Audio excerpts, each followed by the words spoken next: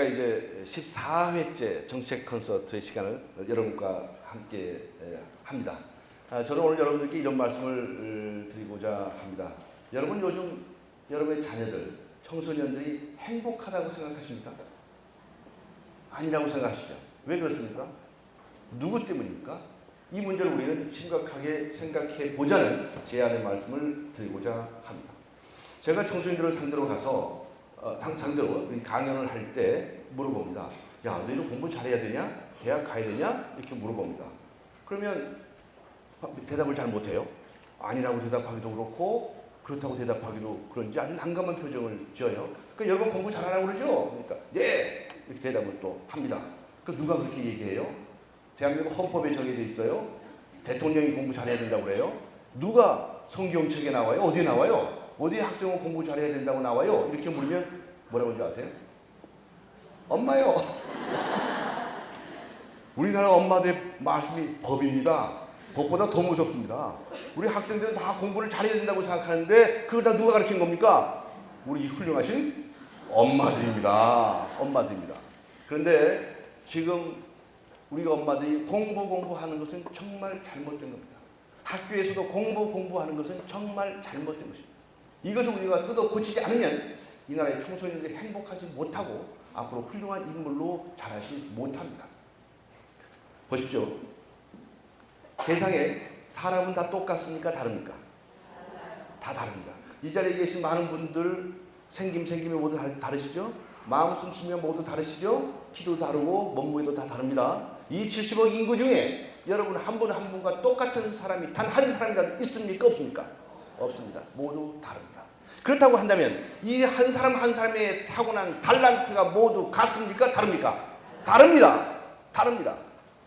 다시 말하면 공부 잘하는 달란트를 타고난 사람도 있고 공부를 못하는 달란트를 타고난 사람도 있습니다. 맞습니까?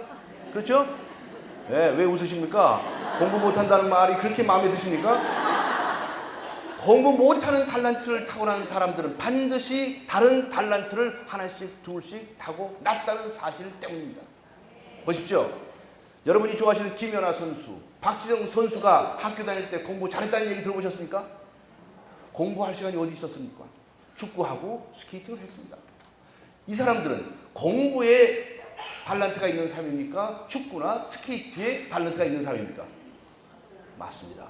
따라서 이 김연아 선수나 박지성 선수가 세계적인 스타가 된 것은 바로 자신의 타고난 달란트를, 소질과 적성을 일찍 발견했기 때문인 것입니다. 그래서 세계적인 스타가 된 것입니다. 우리는 이것을 발견해야 된다고 하는 것입니다. 무조건 청소년들에게, 자녀들에게 공부를 잘해야 된다고 해서는 안 됩니다. 일찍 우리는 청소년들의 자질과 소질을 발견할 수 있도록 해야 됩니다. 그런 의미에서 대한민국의 교육과정을 완전히 뜯어 고쳐야 됩니다.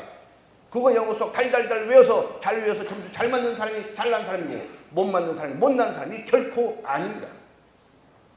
우리는 그저 국어, 영어, 수학의 공부에 목을 매서 살고 있습니다. 그런데 어떤 한 청소년이, 학생이, 자녀가 나는 정말 공부에는 젬병인 재주를 타고났습니다.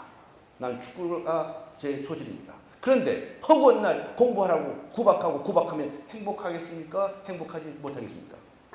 행복하지 못합니다. 따라서 대한민국의 교육제도를 완전히 바꿔야 됩니다. 이 재능을 발견하기 시작하는 것은 뇌과학적으로 볼 때 아주 어렸을 때부터입니다. 대체적으로 3살, 4살, 5살 이때는 이 전인적인 성, 이 전두엽이 발달하는데요. 동시에 이때는 예술적인 기능이 발달합니다. 모차르트가 몇 살부터 피아노를 쳤다고요? 3살, 4살이라고 하는 이유가 뭐냐? 이때는 이 부분이 발달을 해서 예술적인 기능은 일찍부터 두드러집니다. 근데 보통 사람들의 경우에는 평균적으로만 성장하겠죠. 그 다음에 축두엽이 발달합니다. 언어 기능입니다. 그 다음에 두정엽입니다. 아인슈타인이라고 합니다. 과학적인, 수학적인 기능은 이 두정엽에서 관장을 합니다. 그런데 10살, 12살 이렇게 넘어갈 때 이 부분이 발달을 합니다. 그래서 우리는 아이들의 성장 과정에서 그 시대에 맞는, 그 시기에 맞는 적성들을 찾아서 개발해 줘야 됩니다. 그리고 중학교에 들어가죠. 중학교는 사춘기입니다. 사춘기여서 이 친구들은 소위 말하는 아이덴티티 크라이시스를 겪는 겁니다. 그리고 특히 이 후대의 발달에서 시각이 발달합니다. 그래서 사사건건 남들과 비교를 하게 됩니다. 여러분, 아이들이 중학교에 들어가면 갑자기 거울 보는 시간이 많아지는가요, 줄는가요? 이상합니다. 이상이고 맘모시를 옷 사달라고 졸르고 막 그럽니다. 그게 후대의 발달에서 그렇게 나타나는 것입니다. 그래서 이렇게 고루고루 뇌가 발달하는 시기에 따라서 그 아이의 두드러진 적성을 찾아야 됩니다. 그리고 고등학교 들어갈 때 어떡하죠? 문과, 이과, 예체능계, 특성화고 이렇게 나눠져 가죠. 그때 이미 이 아이들의 소질과 적성이 거의 발견되어야 하는 시기입니다. 그래서 고등학교 갈 때 그렇게 나눠서 가는 겁니다. 그런데 도대체 이 나라에서는 중학교든 고등학교든 무조건 국어, 영어, 수학입니다. 이래가지고 아이들이 제 적성을 제대로 발견하겠습니까? 못하겠습니까? 따라서 아이들이 정말 타고난 소질과 적성을 발견하기 위해서는 초등학교 때는 적성의 중요성을 인식하는 교육 과정으로 완전히 바꿔요. 그리고 중학교에 들어가서는 그야말로 적성의 탐색입니다. 중학교 1, 2, 3학년 동안에는 여러 가지 체험을 시키고 그렇게 해서 자기네 적성을 탐색할 수 있는 가장 중요한 시기로 삼아야 됩니다. 그리고 중학교 졸업해서 거의 다 발견됐다고 하면 그때 골라서 문과인지 이과인지 예체능계인지 이렇게 기술계통인지 나눠서 가야 되는 것입니다. 그리고 고등학교 졸업하면 그때 대학을 진학하든가 사회에 진출하든가를 결정을 하는 것입니다. 따라서 지금의 똑같은 교과서에서 똑같은 교실에서 똑같은 교과서를 가지고 똑같은 시험을 보고 똑같이 점수 매겨서 1등, 2등, 3등 점수 매기는 이 체제는 완전히 타파되어야 됩니다. 아이들의 모두 다른 소질과 적성을 일찍 발견해 주는 교육 체제. 소위 말하는 적성 찾기 교육의 혁명을 일으켜야 하는 그런 시기가 되어야 한다는 것입니다. 이미 늦었습니다. 그래서 우리 아이들이 너무나 획일적인 교육 때문에 다들 행복하지 못합니다.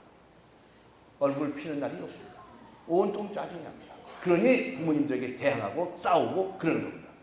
그래서 우리 청소년들이 행복하기 위해서는 정말 자신의 소질과 적성을 일찍부터 찾도록 우리나라의 모든 교과 과정을 전면적으로 개편해야 한다. 이렇게 주장하는 것입니다. 어떻게 생각하십니까? 네, 감사합니다.